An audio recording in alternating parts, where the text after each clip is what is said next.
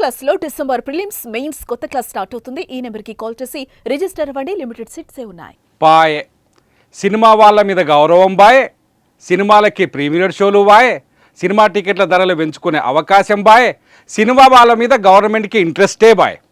నిజంగా అనిపించలేదా? ఇవాళ రేవంత్ రెడ్డి అసెంబ్లీలో మాట్లాడింది చూస్తే ప్రభుత్వం సినిమా వాళ్ళకి ఎటువంటి వార్నింగ్ ఇచ్చిందో చాలా స్పష్టంగా అర్థమైంది. ప్రత్యేకంగా అంటే పెద్ద హీరోల సినిమాలు రిలీజ్ అయినప్పుడు ప్రీమియర్ షోలు, అడ్వాన్స్ షోలు, లేకపోతే ముందుగా టికెట్ల ధరలు పెంచుకోవడాలు ఇవన్నీ గవర్నమెంట్లు ఉచితంగా ఇచ్చింది. నిజంగా Telangana government Pushpa 2 cinema release అప్పుడు తెలంగాణ గవర్నమెంట్ చాలా స్పష్టంగా ఒక్కో టికెట్ను వాళ్ళకి ఇష్టం వచ్చిన ధరకు అమ్ముకునే అవకాశం ఇచ్చింది కూడా తెలంగాణ గవర్నమెంట్. అదే గవర్నమెంట్ ఇవాళ మేము అధికారంలో ఉన్నంత వరకు తెలంగాణలో ప్రీమియర్ షోలకి అనుమతులు ఇవ్వం, బెనిఫిట్ షోలకి అనుమతులు ఇవ్వం, అంతేకాదు సినిమా టికెట్ల ధరలు పెంచుకునే ఛాన్స్ కూడా ఇవ్వం అని చాలా కర్రాఖండిగా స్పష్టంగా చెప్పారు ముఖ్యమంత్రి రేవంత్ రెడ్డి అసెంబ్లీలో. దీనికి కారణం ఏంటి అంటే ఆసుపత్రిలో చావుతో పోరాటం చేస్తున్న శ్రీతేజ్ ఆయన కుర్రాడు పడుతున్న అవస్థ ఒకటి, అట్ ది సేమ్ టైం కానీ 12 గంటల కంటే మించి 12 గంటల పాటు జైల్లో ఉండి ఇంటికి వచ్చిన అల్లు అర్జున్ని పరామర్శించిన సినిమా వాళ్ళు. ఈ రెండే కారణాలు. శ్రీతేజ్ తల్లి తొక్కిసలాటలో సంధ్యా థియేటర్లో ప్రాణాలు కోల్పోయింది. శ్రీతేజ్ అదే తొక్కిసలాటలో నలిగిపోయి అవయవాలని చెడిపోయి ఇవాళ కిమ్స్ ఆసుపత్రిలో ప్రాణంతో యుద్ధం చేస్తున్నాడు. కానీ శ్రీతేజ్ దగ్గరికి ఒక్క సినిమా యాక్టర్ కూడా వెళ్ళలేదు. ఇది నిజం, ఇది అబద్ధం కాదు, దాచిపెట్టడానికి ఏమీ లేదు ఇక్కడ, ఇది నిజం. అల్లు అరవింద్ ఒకరే వెళ్ళారు సినిమా ఇండస్ట్రీ నుంచి ఇప్పటివరకు అక్కడ కనిపించింది. అల్లు అరవింద్ ఒకరే వెళ్ళారు. తెలంగాణ రాజకీయ నాయకులు వెళ్ళి పరామర్శించి వస్తున్నారు. కానీ అల్లు అర్జున్ ఇంటికి సుడిగాలి సుధీర్ ఉన్నాడు కదా జబర్దస్త్లో, సుడిగాలి సుధీర్ కూడా పోయి దండం పెట్టి వచ్చాడు. అల్లు అర్జున్ని పరామర్శించాడు. వెంకటేశ్వర స్వామిని దర్శించుకున్నట్టుగానే అల్లు అర్జున్ ఇంటికి వెళ్ళి సినిమా యాక్టర్లు అందరూ దగ్గుబాటి రానా కావచ్చు, నాగ చైతన్య కావచ్చు, వెంకటేష్ కావచ్చు, వాళ్ళు కావచ్చు, వీళ్ళు కావచ్చు, వరుస పెట్టి వెళ్ళి అల్లు అర్జున్ దగ్గరికి వెళ్ళి పరామర్శించి వచ్చారు. అల్లు అర్జున్ని అరెస్ట్ చేశారు పోలీసులు. ఇంటికి వచ్చి మర్యాదగా పోలీస్ జీప్ ఎక్కించుకున్నారు, ఆసుపత్రికి తీసుకుపోయారు, వైద్య పరీక్షలు చేయించారు, ఆ తర్వాత కోర్టుకు తీసుకెళ్లారు, చట్టం ప్రకారం కోర్టులో ప్రవేశపెట్టారు. ఆయనకు 14 రోజుల పాటు కోర్టు రిమాండ్ విధించింది. హైకోర్టులో ఆయన వేసుకునే క్వాష్ పిటిషన్ పైన లాయర్ వాదనలు విన్న కోర్టు బెయిల్ కూడా, మధ్యంతర బెయిల్ కూడా ఇచ్చింది.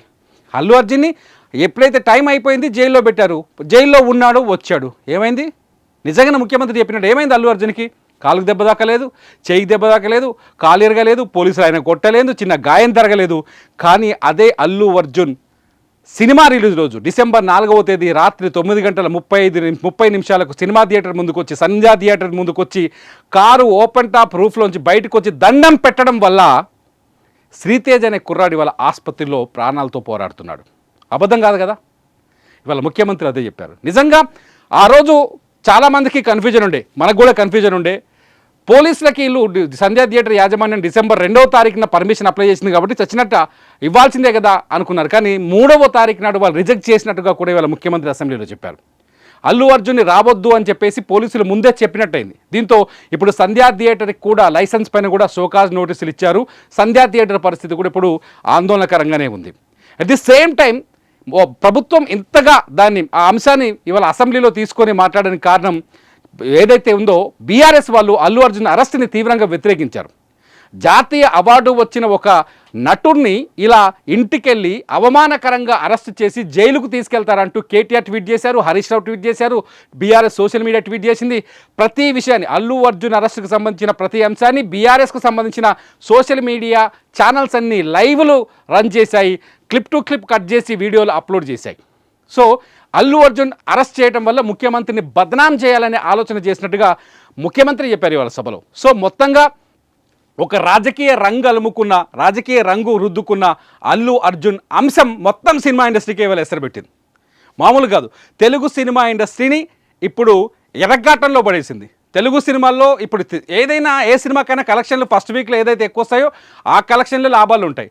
ఇప్పుడు ఆ కలెక్షన్లకి చెక్ వచ్చి పడింది. ప్రతి సినిమాకి టాలీవుడ్లో తెలుగు సినిమాకి నైజాం ఏరియాని, తెలంగాణ ఏరియాని అత్యంత ఎక్కువ రెవెన్యూనిచ్చే ఏరియా, ఎక్కువగా వసూలు రాబట్టే ఏరియా. ఈ ఏరియాలోనే చాలా భారీ గండి పడ్డట్టుగా చాలా స్పష్టంగా అర్థం కాబోతుంది.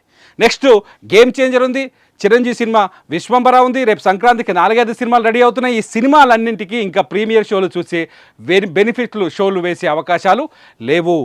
ఆ అవకాశాలు లేవు, చాలా స్పష్టంగా గవర్నమెంట్ ఇవ్వమని చెప్పేసింది. సేమ్ సిచ్యువేషన్ని ఏపీలో కూడా అమలు చేసే ప్రమాదం ఉంది, లేకపోలేని చెప్పడానికి లేదు. ఎందుకంటే శ్రీతేజ్ అనే కుర్రాడు ఆసుపత్రిలో మరణంతో పోరాడుతుంటే అతని పైన జాలి చూపించాల్సిన సినిమా ఇండస్ట్రీ వెళ్ళి అరెస్ట్ అయ్యి వచ్చినందుకు అల్లు అర్జున్ పైన జాలి చూపించింది. సినిమా వాళ్ళకి మంచి మనసు లేదు అనే విషయాన్ని చాలా స్పష్టంగా చెప్పినట్టయింది. ఇది చాలా స్పష్టంగా మనం కూడా అర్థం చేసుకో.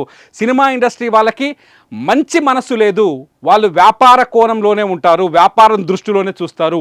వాళ్ళ బెనిఫిట్ షోలని మాత్రమే చూసుకుంటారు తప్ప ప్రజల బెనిఫిట్స్, వాళ్ళ సినిమాలు చూసే ప్రేక్షకుల బెనిఫిట్స్ని పెద్దగా పట్టించుకోరు అనే విషయాన్ని తెల్లం చేసినట్టయింది. ఇదే విషయం నేను చెప్తున్న విషయం కాదు, ఇదే విషయాన్ని ముఖ్యమంత్రి రేవంత్ రెడ్డి వాళ్ళ అసెంబ్లీలో చెప్పినట్టయింది. చాలా స్పష్టంగా సుదీర్ఘమైన స్పీచ్ ఇచ్చారు రేవంత్ రెడ్డి. ఆ రోజు తొక్కిసలాట్లో ఏం జరిగింది, 30,000 భాస్కర్ ఎవరైతే రేవతి కుటుంబం ఉందో, రేవతి కుటుంబం భర్త ఒక జ్యువెలరీ షాప్లో పనిచేస్తాడు, ఆయన నెలకు 30,000 సంపాదిస్తాడు. ఆ 30,000 జీతం వచ్చే రేవతి ఫ్యామిలీ అల్లు అర్జున్ సినిమా చూడడం కోసం 12,000 పెట్టి టికెట్ కొనింది అని చెప్పారు. Half of the salary Revathi భర్త భాస్కర్ ఎవరైతే ఉన్నారో భాస్కర్ శాలరీలో సగం శాలరీని పెట్టి టికెట్ కొన్నారు అని చెప్పేసి ముఖ్యమంత్రి రేవంత్ రెడ్డి సభలో చెప్పారు. ఆ 12,000 అంటే చిన్న విషయం కాదు, అలాగే 30,000 జీతం వచ్చే వ్యక్తికి ఒక్కో టికెట్ 3,000 రూపాయలకు అమ్ముకున్నారు సంధ్యా థియేటర్లో ప్రీమియర్ షోకి. అందరికీ తెలిసిన విషయమే. వామ్మో ఇంత ధర అని మనం కూడా అనుకున్నాం. ఈ నేపథ్యంలో మొత్తం సినిమా ఇండస్ట్రీకి ఇవాళ గండిపడ్డట్టయింది. చాలా స్పష్టమైన వార్నింగ్ ఇచ్చారు ముఖ్యమంత్రి రేవంత్ రెడ్డి. మేము అధికారంలో ఉన్నంత వరకు తెలంగాణలో ఎట్టి పరిస్థితుల్లో బెనిఫిట్ షోలకు అనుమతి ఇవ్వం, టికెట్ల ధరలు పెంచడానికి అవకాశం కల్పించము, ఇవ్వము అని చెప్పేసి చాలా స్పష్టంగా చెప్పారు. ఇది నిజంగా సినిమా ఇండస్ట్రీకి తీవ్రమైన దెబ్బగానే భావించవచ్చు. तब डीसीपी आके सीधा हटा के इनके जो भी है सब सिक्योरिटी वाले पुलिस को हैंड ओवर कर दे के डीसीपी जाके हीरो को बोल दिए कि भाई तुम तुरंत निकलना, नहीं तो हम लोग अरेस्ट करना पड़ता, क्योंकि 2 लाश गिर गए बाहर, आप यहाँ पर थिएटर में बैठ के तमाशा किए तो ये कंट्रोल नहीं होने वाले हैं, हम नहीं सुनने वाले हैं, आपको अरेस्ट करके पुलिस स्टेशन लेकर जाना पड़ता, आप तो निकलो। जबरदस्ती से वो हीरो को हमारा डीसीपी वो लॉ एंड ऑर्डर सिचुएशन देखकर उनको बाहर लेकर आए। बाहर गाड़ी में बिठाने के बाद फिर जाते होकर फिर रूफटॉप निकाल के फिर लोगों को ऐसा कर रहा, तो ये कैसे इंसान है? हम लोग क्या बोलना है सर? मुझे तो समझ में नहीं आ रहा। मैं बाहर ये बोल भी नहीं सकता हूं, अगर कुर्सी में बैठकर खामोश भी नहीं बैठ सकता हूं। तो ऐसे इंसान भी आजकल दुनिया में है। మీరేమనుకుంటున్నారు? తెలుగు సినిమా ఇండస్ట్రీలో సినిమాలకి బెనిఫిట్ షోలకి అనుమతులు ఇవ్వాలా, టికెట్ల ధరలను పెంచుకునే ఛాన్సెస్ ఇవ్వాలా? ముఖ్యమంత్రి రేవంత్ రెడ్డి వ్యాఖ్యలను మీరు సమర్థిస్తున్నారా, వ్యతిరేకిస్తున్నారా? ఈ వీడియో కింద కామెంట్ చేయండి. మీ కామెంట్స్ పై నేను మరో వీడియో చేస్తా. చూస్తూనే ఉండండి సుమన్ టీవీ.